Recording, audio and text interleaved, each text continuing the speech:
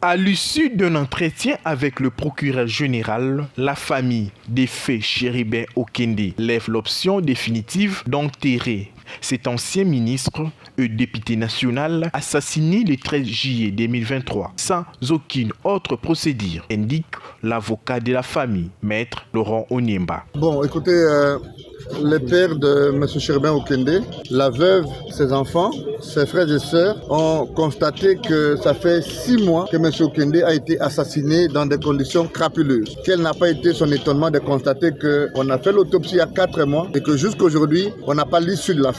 Il a adressé plus de 7 courriers aux autorités du parquet, n'a jamais reçu la moindre réponse. C'est à peine que le divisionnaire du parquet vient de donner le draft d'une copie de la lettre du procureur signée depuis autour de la suite réservée à nos courriers. Le procureur vient de nous recevoir, il a répondu que les corps étaient déjà à disposition de la famille de M. Chéribin Okende.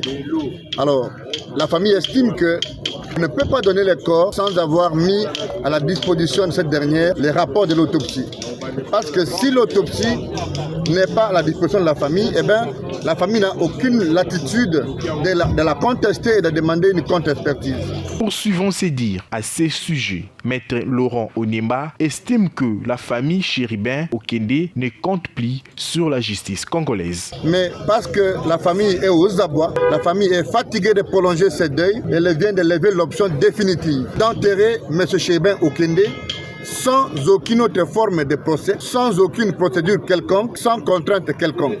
Parce que le chef de l'État, qui est le champion de l'État de droit, a dit que la justice devrait faire la lumière sur l'assassinat de M. Okende. Le gouvernement s'est réuni. On a contacté les pays amis pour exiger l'expertise avérée en vue de participer à l'éclosion de la vérité. Mais que la famille est aujourd'hui, je voulais dire, déçue de constater que 6 mois après, elle n'a pas reçu la moindre information sur les circonstances de cet assassinat crapuleux. Elle décide donc aujourd'hui de faire le deuil de M. Okende, de l'enterrer, et elle ne compte plus venir au parquet et elle tourne le dos à la justice congolaise. Elle va s'adresser aux institutions internationales pour demander que la justice soit faite.